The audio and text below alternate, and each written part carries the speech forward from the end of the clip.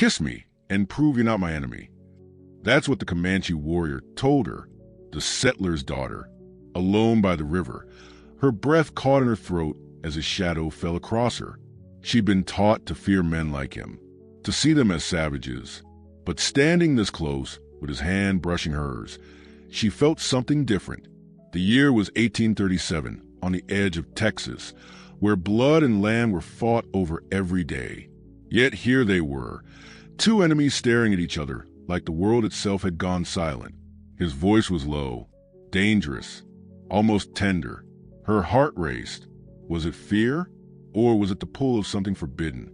This is a story of desire that burned hotter than hate, and a kiss that could shatter everything she thought she knew. Would she dare, or would she run? The answer changed everything. Like the story so far, if it's pulling at something in your chest, or if you just love a good Wild West mystery, go ahead and like this video, subscribe, and hit that bell icon so you never miss the next chapter. And tell us in the comments, where in the world are you watching from?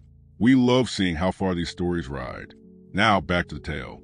If you're ready to feel every heartbeat of this forbidden desire, stay with me, because the story is just getting started. 1837, Texas frontier. The summer sun bled across the horizon, casting long shadows over the Carter homestead.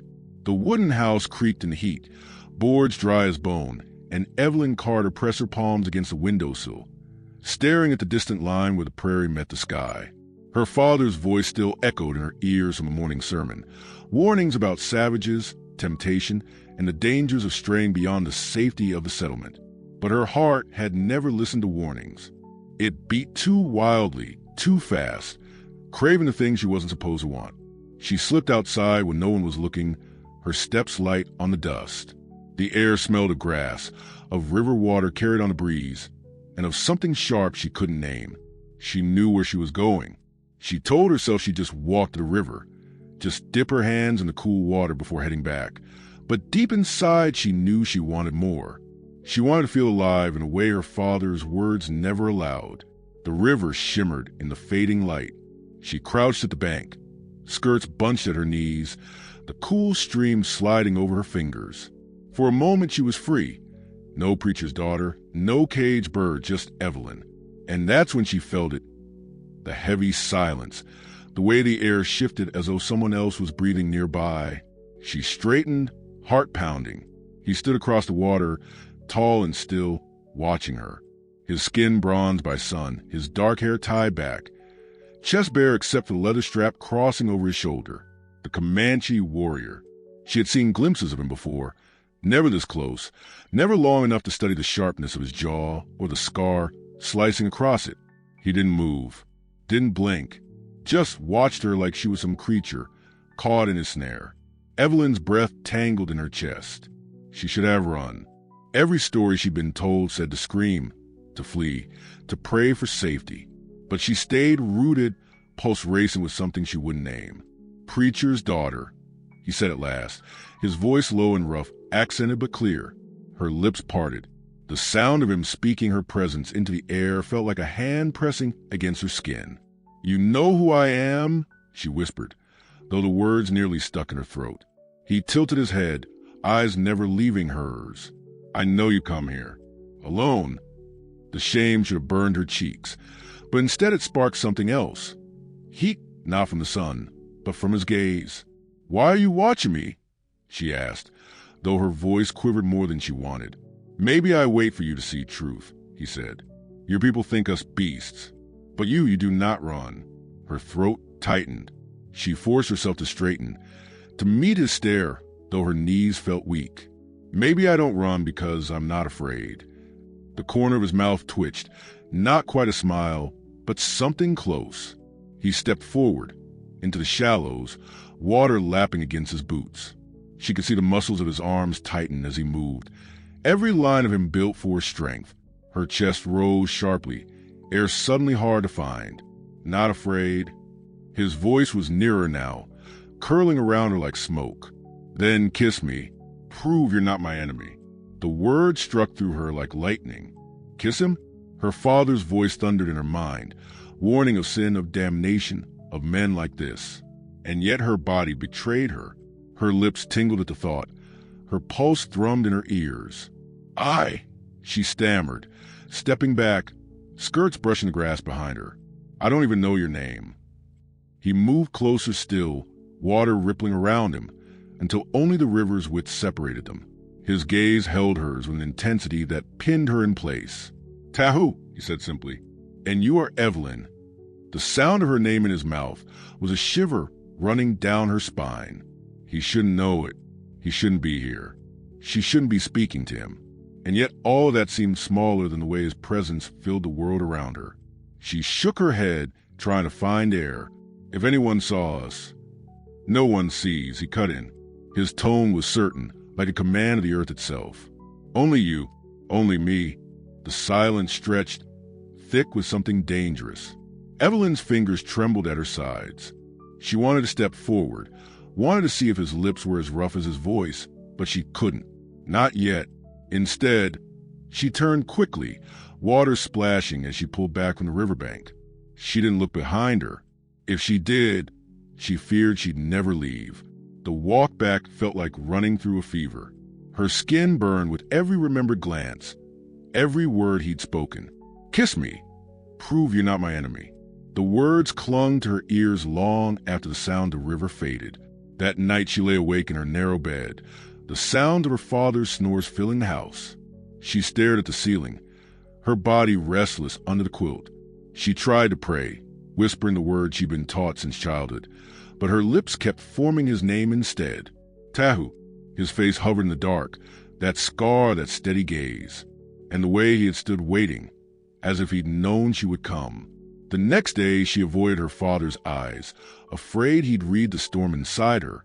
She worked the fields, gathered water, stitched torn linens, but her thoughts slipped constantly to the river.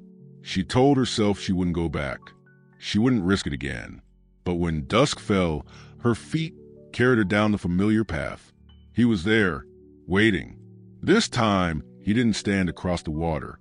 He sat near the bank, a small fire flickering beside him. The light caught on his face, shadows deepening the scar, flames dancing in his eyes. Evelyn froze at the edge of the clearing, every instinct telling her to turn back. But he lifted his head slowly, meeting her gaze, and the world narrowed to nothing but him. "You came," he said, voice like embers cracking in the fire. Her heart twisted. She stepped closer, her shoes brushing against the grass, each movement small, hesitant. "I shouldn't have." "But you did." There was no accusation in his tone, only certainty, as if he'd known she would, as if he'd been counting the breaths until she returned. She sank to her knees near the fire, not daring to look at him fully. Her hands twisted in her lap, the heat of the flames mingling with the heat rising in her chest. "Why me?" she whispered finally, unable to hold the question any longer. "You could take any woman from your people. Why wait for me?" For a long moment he was quiet, and she thought he might not answer. Then his hand shifted, picking up a small twig and breaking it between his fingers. "Because you do not look away, even when your heart beats fast." The air stilled. She realized her eyes had lifted, locking onto his again. And he was right. She didn't look away. Couldn't. Her breath came quick, shallow, like the river's surface just before it breaks into current. He leaned closer, slow, deliberate, his shadow stretching across her. She felt the pull, the gravity between them tightening, as if everything else was falling away. "Evelyn," he murmured, her name a rough prayer on his lips. Her body tilted forward before her mind could stop it. The fire crackled, the river whispered, and her pulse pounded so hard she thought it might burst through her skin. His hand hovered near her cheek, not touching, just close enough that the warmth of him wrapped around her. "Kiss me," he said again, softer now, almost pleading. "Prove you're not my enemy." Her lips parted, trembling. She could taste the smoke of the fire, the salt of fear, the sweet ache of want. She swayed closer, every nerve screaming that she was about to cross a line she could never step back from. And then her father's voice echoed in her head, harsh and condemning. She jerked back, breath breaking, eyes wide. "I can't," she whispered, the words torn and raw. She stumbled to her feet, skirts tangling around her legs. Tahu didn't move, didn't chase. He only watched her, firelight glinting in his dark eyes. She turned and fled into the night, heart hammering against her ribs. But as she ran, as the shadow swallowed her whole, she knew the truth. She would come back, again and again, because no matter how much she feared the fire, she already belonged to it. The morning came heavy with heat, the kind that clung to the skin and made every sound sharper, every thought harder to shake. Evelyn Carter moved through the chores of the day like someone trapped in a dream. Her hands carried water from the well, scrubbed linen on the board, stitched a tear in her father's shirt, but her mind was not in her hands. It was still by the river, still in the firelight, still trembling at the sound of his voice. Tahu, the name repeated in her chest like a drumbeat. She had whispered it in her sleep, and when she woke, her lips still carried the shape of it. She feared her father had heard, feared her mother had glimpsed the storm in her eyes, but no one said a word. The only sound in the house was her father's endless sermons, the rattling of pots, the thump of boots against the wood. Life went on as though nothing had shifted, yet everything had. By afternoon, Evelyn could no longer stand it. The walls of the house pressed in on her. Her father's gaze, heavy as judgment, burned the back of her neck. Every word of scripture at the table rang like a chain pulling tighter. She told her mother she was going to the meadow to gather herbs, and before anyone could stop her, she slipped away down the path that led, inevitably, to the river. Her feet moved faster than her breath, skirts brushing against tall grass, the cicadas buzzing their warning in the trees. She tried to tell herself she wasn't going there for him, that she would just sit at the bank, just feel the cool water on her fingers. But her body betrayed her, each step taken with the wild hope he would be there. And he was. Tahu stood at the water's edge, back turned, head bowed as though listening to the earth itself. His bare shoulders gleamed with sweat, muscles taut under the fading sun. Evelyn froze, her breath caught in her throat, watching him as though he were carved from the river rocks. She wanted to flee, but the sight of him rooted her to the ground. He turned, as if he had felt her eyes. His gaze met hers, steady, unreadable, and yet it struck her like a blow. The scar across his jaw deepened as he spoke. "You came back." The words carried no surprise, no question, only certainty. "I shouldn't have," she whispered, though her body had already betrayed the lie. He stepped forward, water rippling at his boots, his presence swallowing the space between them. "But you did." The silence that followed was alive, buzzing like the cicadas, hot as the sun. Evelyn's hands clenched the fold of her skirt, her heart pounding in her ears. She tried to look away, to fix her eyes on the river, but his gaze pulled her back, dark and unrelenting. "Why do you come?" he asked, voice low, almost rough. Her lips parted, searching for words that didn't exist. I don't know. Yes, you know." His voice sharpened, cutting through her hesitation. "Your heart knows." Her chest tightened. She wanted to deny it, to call him a liar, to cling to her father's words. But the truth swelled too strong. Her silence was answer enough. Tahu's jaw flexed, his eyes narrowing as if he saw more than she wished to show. He stepped out of the shallows, onto the bank where she stood, close enough that the heat of him wrapped around her. Evelyn's breath broke, her body taut as a bowstring. "Do you fear me?" he asked. "Yes," she admitted, her voice trembling. He leaned closer, his shadow falling over her. "Good. Fear keeps the blood alive." His hand lifted, slow, deliberate, until his fingers hovered near her cheek. He didn't touch, just let the warmth of his palm brush the air between them. "But it is not fear alone that brings you back." Her lips parted, a sharp inhale catching in her chest. The nearness of him made the world tilt. She could smell the earth on his skin, the faint smoke of some distant fire. She wanted to step back, but her body leaned forward instead. "I shouldn't be here," she whispered, though her voice betrayed more want than warning. "You are here," he said, his eyes locked on hers. "That is all that matters." The river whispered behind them, carrying the sound of water over stone. The air thickened, her breath shallow, every nerve alive with the possibility of what might happen next. Tahu's hand hovered just an inch closer, his thumb nearly brushing her cheek. Evelyn's body ached for it, her skin tingling with the phantom touch. Her knees felt weak, her heartbeat hammering against her ribs. She thought of her father, of the fire and brimstone sermons that warned against sin. She thought of the shame, the punishment, the ruin of being caught. And still she didn't move away. The silence shattered suddenly with a sharp hiss. Evelyn gasped, her eyes snapping downward. A rattlesnake slid from the grass near her feet. Its body coiled, eyes glinting in the fading light. She froze, terror locking her limbs. Tahu moved before thought. In a flash, his hand shot to the knife at his hip, the blade catching the sun as it swept down. The strike was swift, precise, the snake's body falling still at her feet. Evelyn staggered back, her breath ragged, her body shaking with the sudden brush of danger. Tahu caught her arm, steadying her. His grip was firm, warm, and unyielding. "You see," he said, voice low but fierce, "your world is full of dangers. You think you are safe behind walls and prayers, but even the ground waits to strike. You think I am the enemy, yet I am the one who keeps you alive." Evelyn's eyes lifted to his, wide and burning. The knife still glinted in his hand, the scent of crushed grass heavy in the air. Her body trembled, but it wasn't fear that filled her now. It was something deeper, something that set her blood racing. He dropped the blade to the earth and stepped closer, closing the space between them. His hand slid from her arm to her waist, not rough, but steady, claiming. Evelyn's breath hitched, her body leaning instinctively toward him.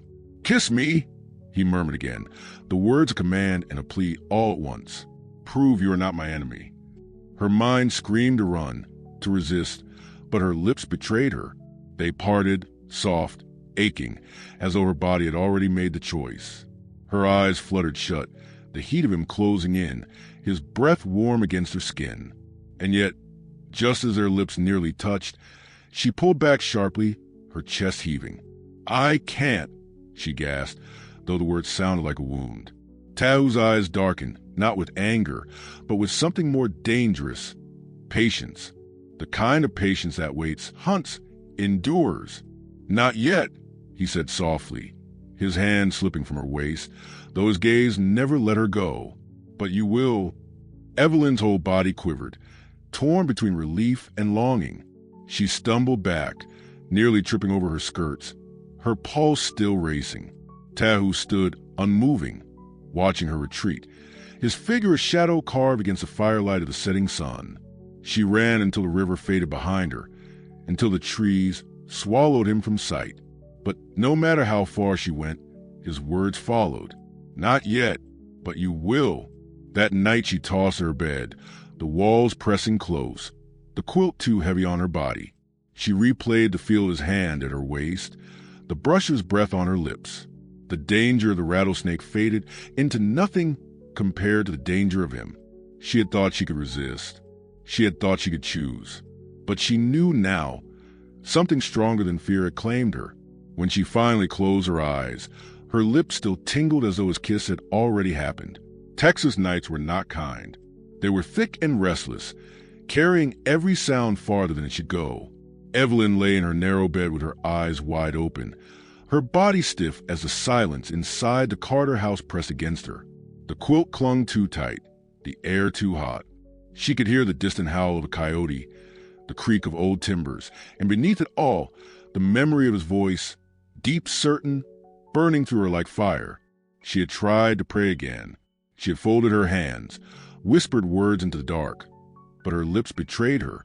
Each time she said, "Lord," she thought of Tahu. Each time she asked for strength, she saw his hand on her waist, the glint of his eyes in the firelight. She told herself she would not go back, but her heart pulsed with its own truth. She would. When the moon climbed high, she slipped quietly from her bed. Her father's snores rose and fell like the steady thrum of a warning drum. Her mother stirred but did not wake. Evelyn pressed her shawl to her shoulders and tiptoed across the wooden floor, every board groaning like it might call out her secret. She eased the door shut and stepped into the night. The sky was alive with stars, so many they seemed to swallow the heavens whole. The air was cooler here, freer, scented with grass and the faint smoke of distant campfires. She pulled her shawl tighter and hurried down the path. Every step carried her closer to him, and every step felt like treason. But she could not stop. When she reached the clearing, her breath caught. He was waiting. Tahu sat near a small fire, its flames low and steady, his face half lit in orange glow, half shadow.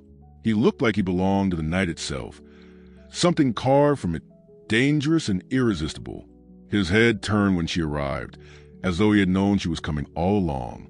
"You return," he said, voice rough as gravel yet softer than any prayer she had ever spoken. Her lips trembled. "I shouldn't, but you did." There was no reproach in him, only truth, only that steady certainty that made her chest tighten. She took a hesitant step forward, her shoes brushing the grass. He watched her without moving, the firelight flickering across his scar, his shoulders broad and still.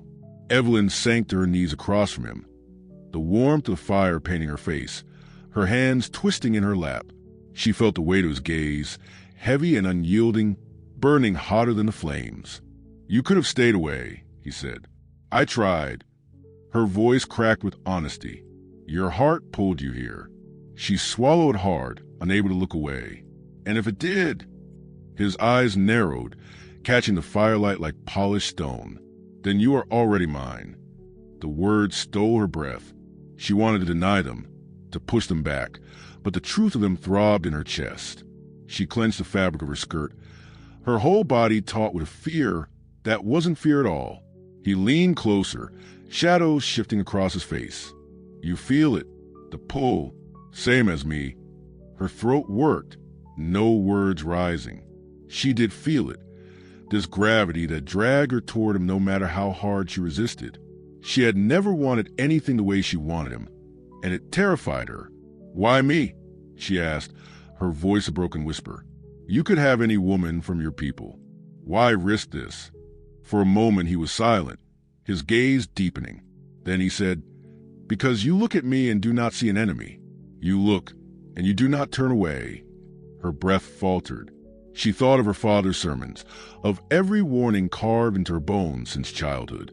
She had been told to fear men like Tahu, to hate them. Yet here she was, staring into his eyes, unable to turn away. The silence stretched, thick with want, with danger. The fire snapped softly between them, a sound too small for the storm in her chest. He shifted, leaning closer, until the space between them was only inches. She could see the faint sheen of sweat on his skin, smell the smoke tangled in his hair. "Evelyn," he murmured, her name breaking from his lips like a vow. Her lips parted, trembling. Her body leaned forward before her mind could stop it. The firelight blurred at the edges of her vision, all of it narrowing to him, to his mouth hovering just beyond hers.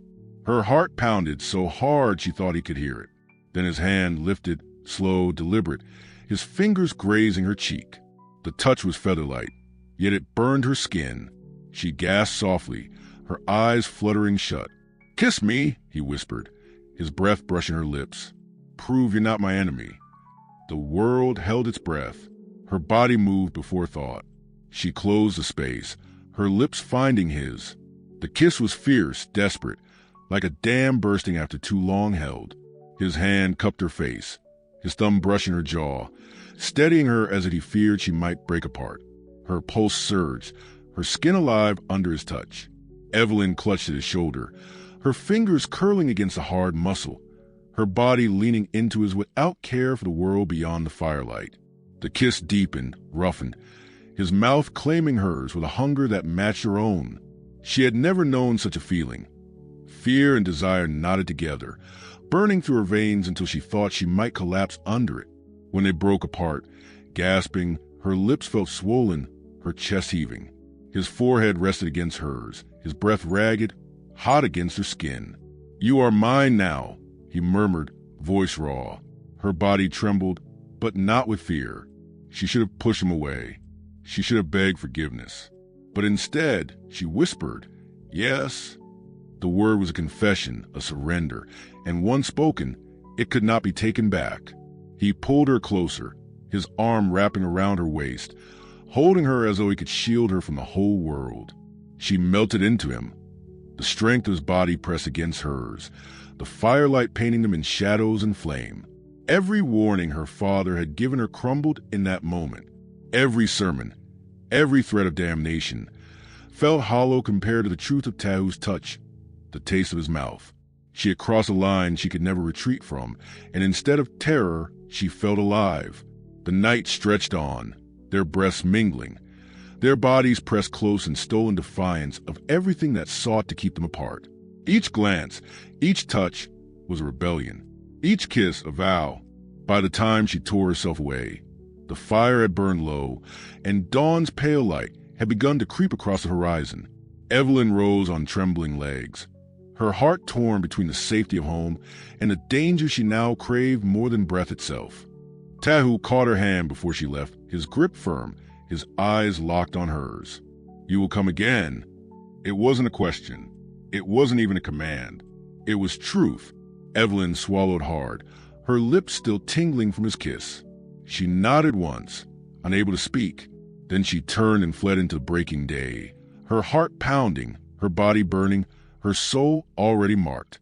As she slipped back into her house, her father's voice stirred in the next room, beginning another sermon.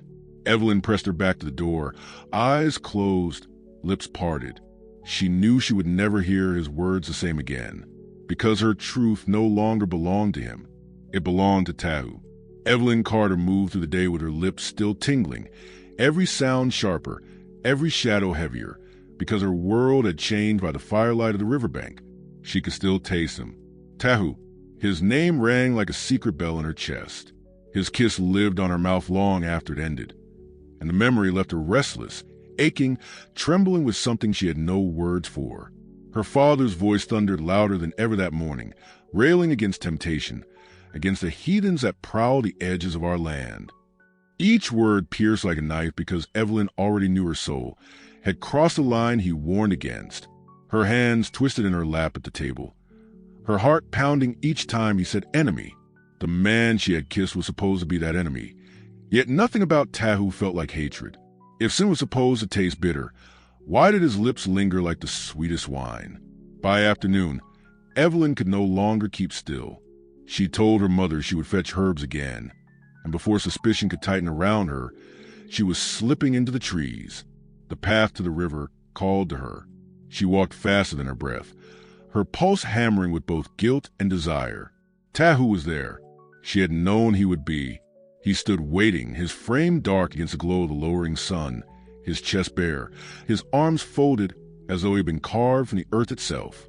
When his eyes met hers, heat spread through her body, hot enough to make her forget every warning her father ever carved into her. "You came," he said, voice low, steady. Her lips parted. "I shouldn't have."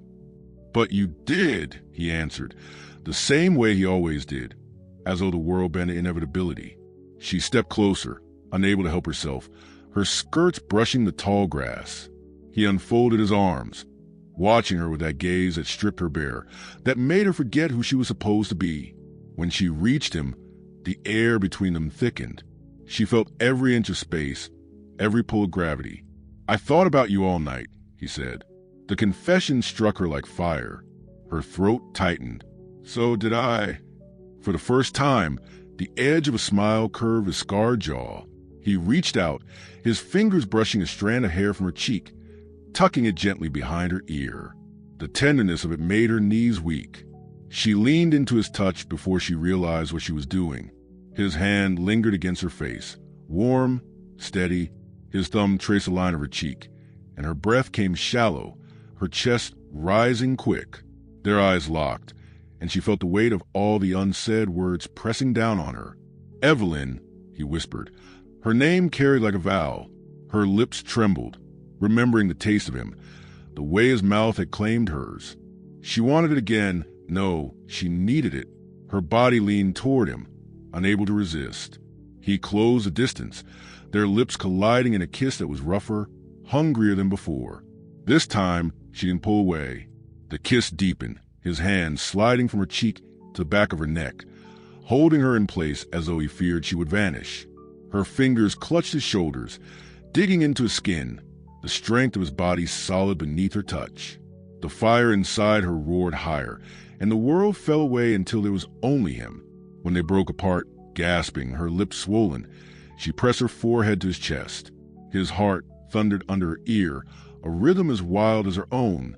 His arm wrapped around her waist, pulling her flush against him. She shivered, not from cold, but from the heat that consumed her. "You are mine," he murmured into her hair. She should have denied it. She should have spoken of sin, of fear, of duty.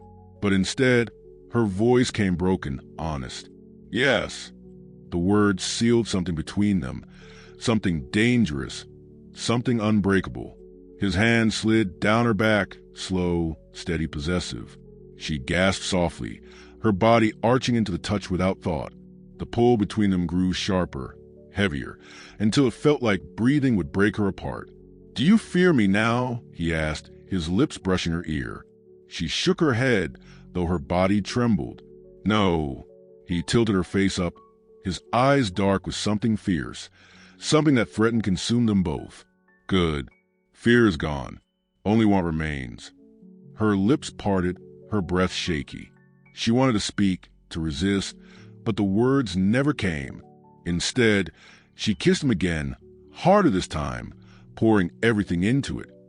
Her rebellion, her need, her surrender. The kiss spiraled into hunger.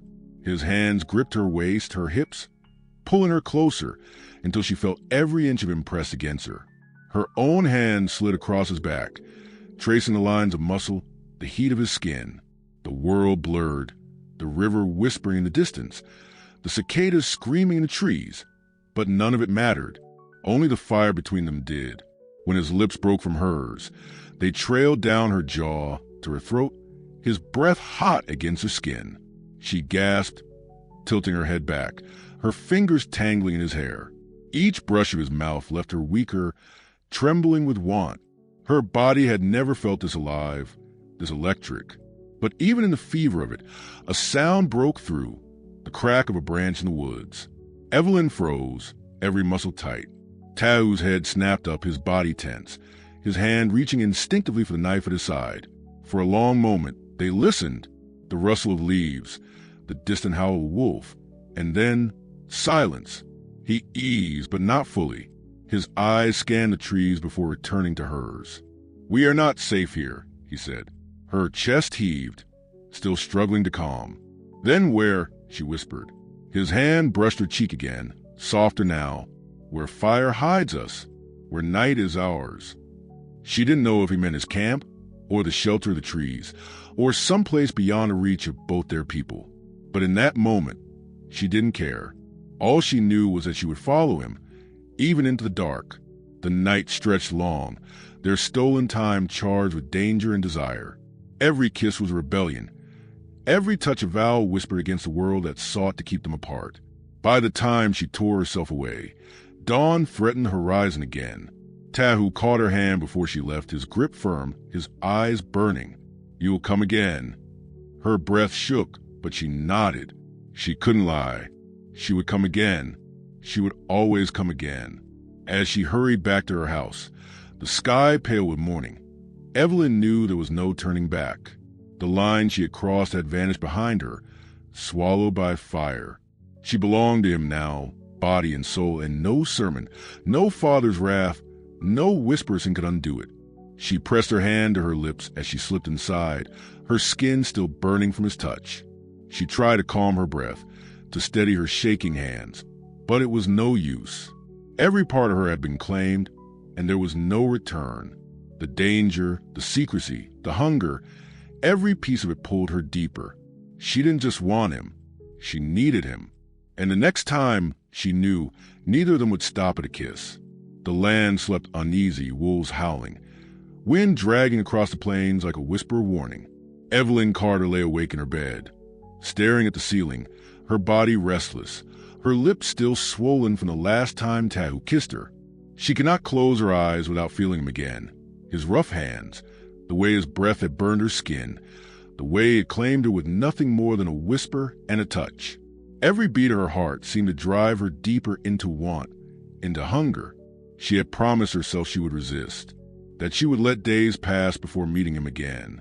But the promise broke as easily as glass underfoot. She rose from her bed while the house was silent, her father snoring rattling through the walls, her mother curled tight in sleep. Barefoot, she slipped out the back door, clutching her shawl against the night air. The path to the river was darker now, the moon caught in drifting clouds, the air thick and damp. But she did not fear it. Her fear had shifted into something else entirely. Her pulse hammered, not with dread, but with anticipation. Every step was a surrender, every breath confession she could not speak aloud. And then, there he was. Tahu leaned against a tree, waiting, as if he had known she would come even before she knew it herself. His eyes caught her in the dim light, steady and burning. He did not move until she reached him, until she stood close enough for his breath to mingle with hers. "You could not stay away," he said. His voice carried that deep, certain tone that both unnerved and thrilled her. Her lips parted, trembling with the truth. "I tried."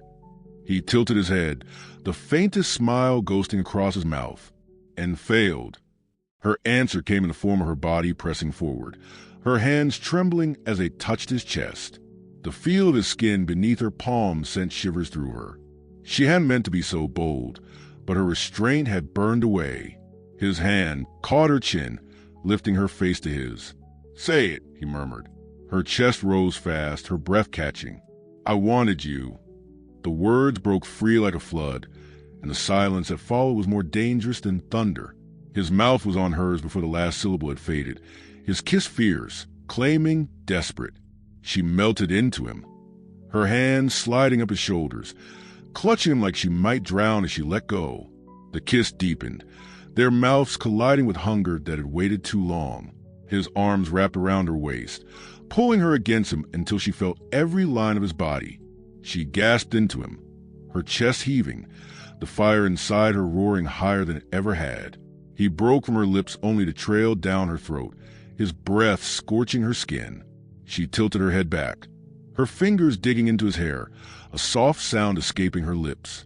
Every touch of him unraveled her further, left her trembling, aching. "Evelyn," he whispered against her neck, his voice hoarse, raw. "You are fire." Her body arched at the word, her heart hammering. She had never been called such a thing, never imagined herself as anything but her father's dutiful daughter. But in Tahu's arms, she felt like something else, dangerous, alive, desire beyond reason. The world narrowed to them, to the heat of his hands, the hunger in his kiss, the thrum of his heartbeat pressed against her. She forgot about the trees, the river, the moon. She forgot about sin and sermons and the weight of her father's rules. There was only this man, this moment, this burning want that consumed her. His hand slid lower, gripping her hip, pulling her tighter against him. She felt his strength, the raw power in every movement. And instead of fear, it thrilled her. She pressed closer, her breath shuddering. Their mouths crashed together again, harder, wilder, as though the night itself demanded it. Then he pulled back just enough to search her eyes, his breath ragged. "Come with me," he said. Her pulse leapt. "Where?" "Not here," he whispered. "My camp. Fire will hide us." Her breath caught. The thought of stepping into his world, of leaving behind the safety of her home, and walking into his, terrified her. But her body screamed louder than her fear. She nodded. "Yes." The journey was a blur. Her hand clutched in his, the night swallowing them as he led her deeper into the woods. Every step away from her father's land felt like stepping off a cliff. But she could not stop. The pull between them was too strong. When they reached his camp, the fire crackled low, casting shadows across the ground. A blanket lay near the flames, furs spread thick. She stood trembling, her breath shallow, watching as he turned to her, his chest rising and falling fast. There was no sermon here, no eyes to watch, no rules but the ones their bodies would write. He stepped closer, his fingers brushing her cheek, his gaze never breaking from hers. "You can leave now if you wish," he said, voice strained. "But if you stay," his thumb traced her lips, slow, deliberate. "There will be no going back." Her lips parted, her body trembling. She should leave. She should turn and run before it was too late. But instead, she leaned forward, kissed his thumb, and whispered, I'm not leaving. His control shattered. He pulled her against him, his mouth crushing hers, his hands roaming with hunger barely contained. She gasped, clung to him, her body aflame with need. They stumbled toward the blanket, lips never parting, the world around them dissolving into fire and shadow. The kiss grew deeper, more frantic, as though they'd consume each other whole. His hand slid down her back, anchoring her against him, his breath harsh against her ear.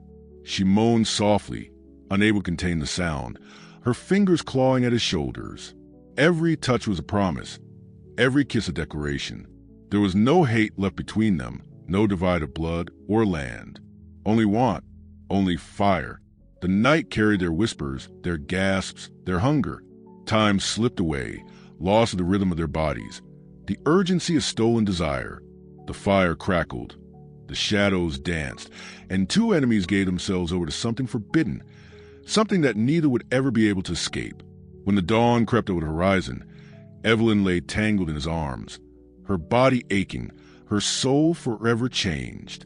She knew she could never return to what she was before. She was no longer just a settler's daughter. She was his, and the world would burn before it let them keep each other. The dawn broke slow, bleeding pale light across the trees, soft as a secret. Evelyn Carter stirred against the warmth of Tahu's chest, her body aching in ways she'd never known before, her skin still humming from everything they'd done.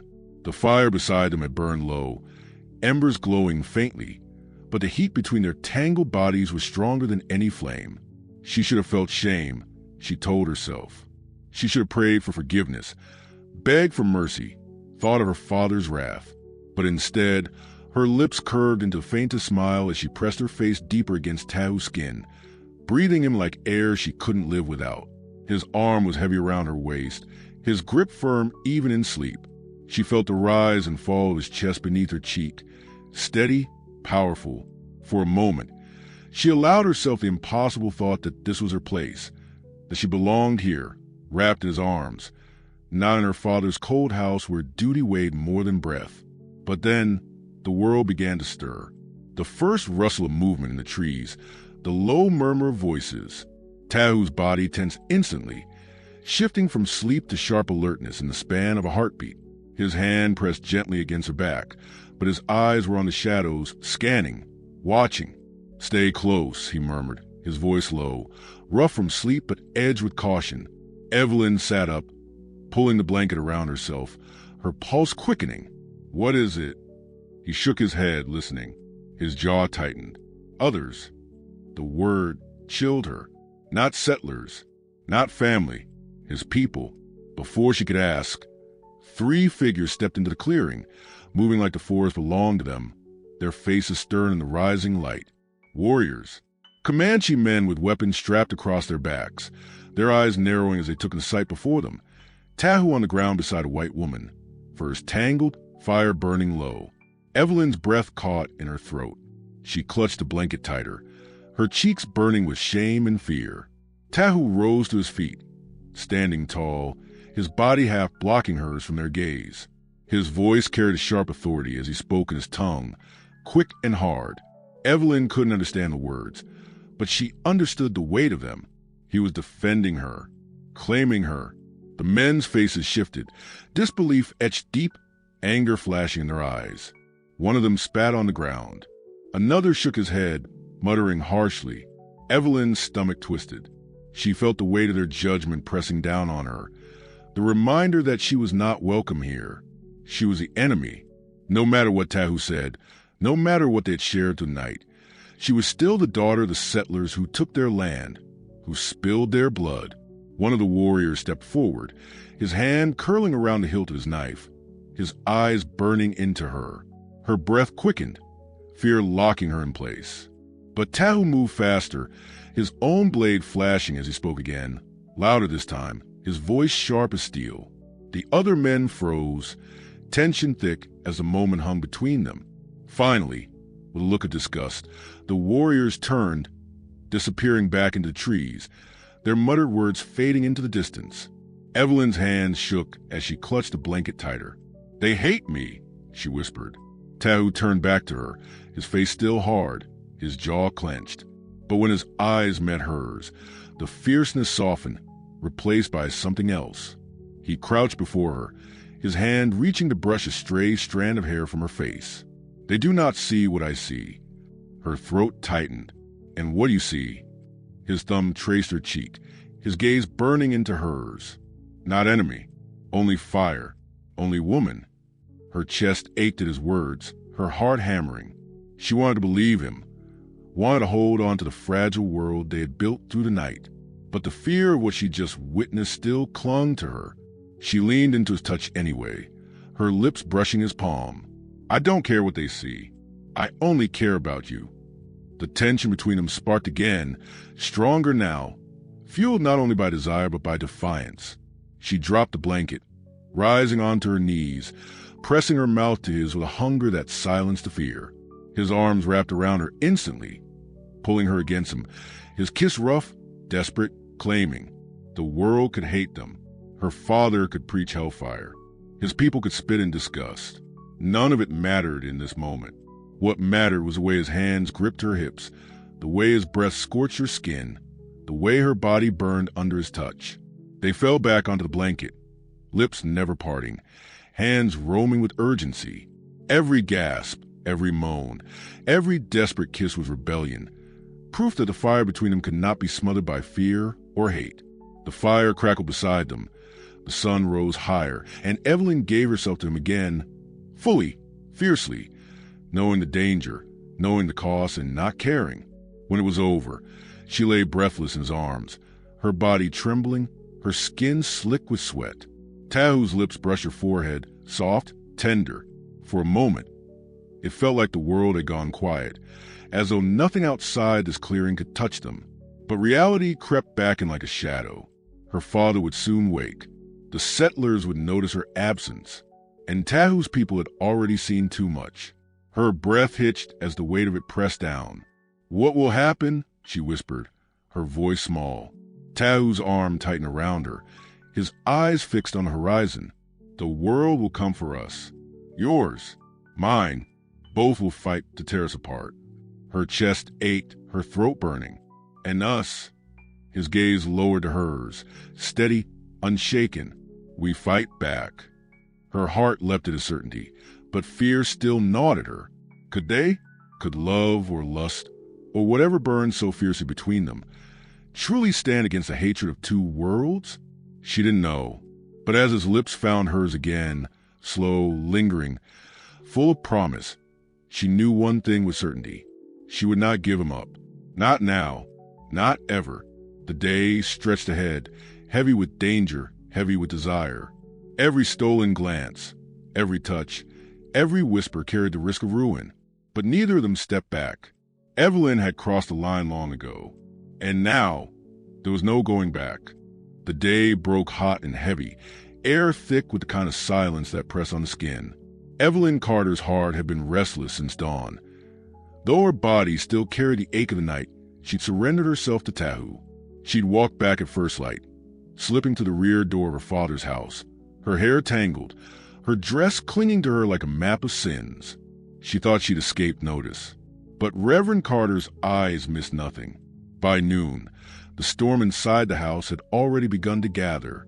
Her father paced the floorboards, Bible in hand, but his voice was louder than any scripture. He smelled it on her, the scent of smoke of man of betrayal. Her mother kept her head bowed, lips pressed tight, too afraid to speak. Evelyn stood trembling, though she lifted her chin, refusing to cower as his fury bore down. "Where were you?" he demanded, his voice a whip. "Where did you spend the night?" She opened her mouth, but the words wouldn't come. Her silence was enough. His hand struck the table, so hard it rattled. "You've shamed this house," he thundered. "Shamed your blood.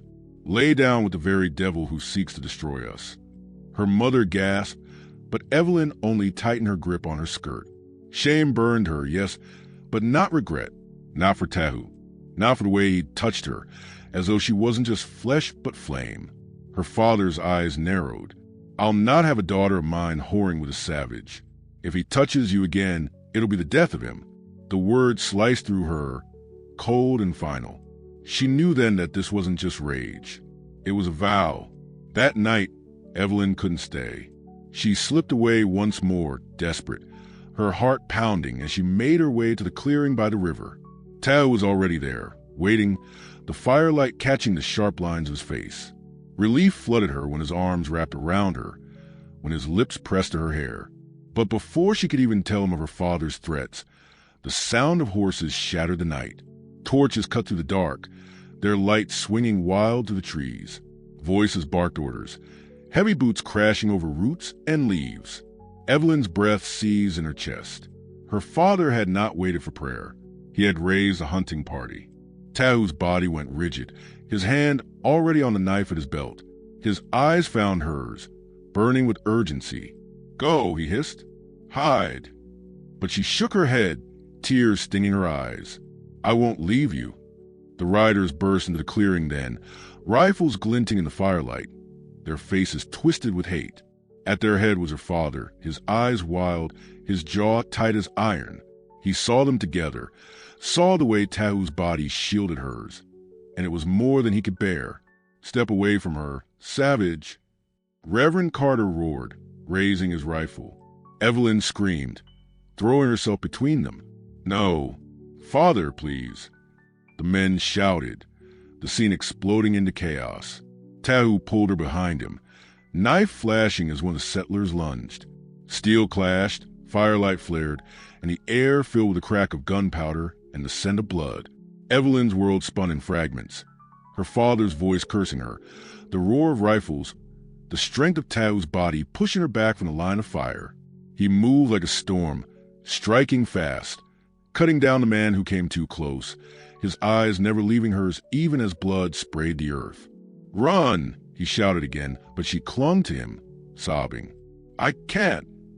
A shot split the air. Evelyn cried out as Tahu staggered, his shoulder jerking back. He gritted his teeth, refusing to fall, his knife slick with blood as he struck another attacker down.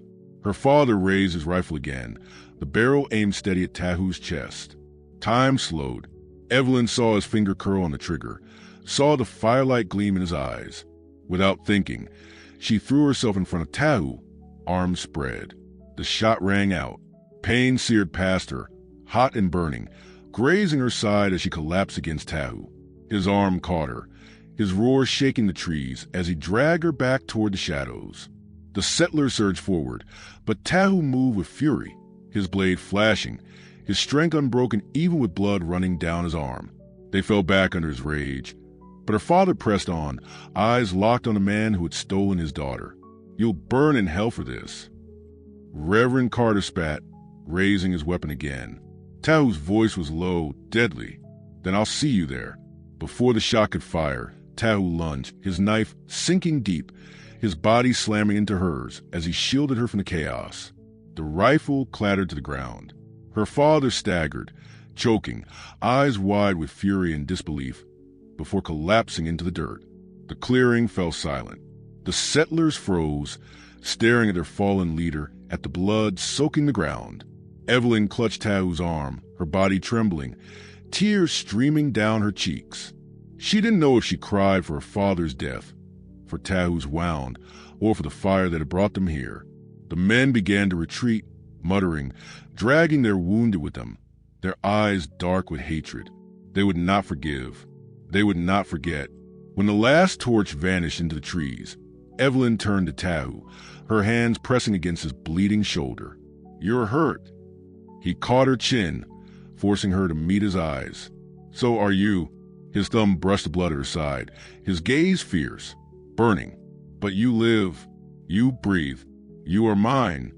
Her chest heaved, her heart breaking and healing all at once.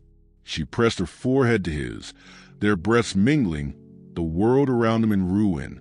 They had spilled blood together. They had chosen each other against all laws of family and tribe. There was no turning back now. As the fire crackled low, Evelyn knew the truth. They would be hunted by both sides.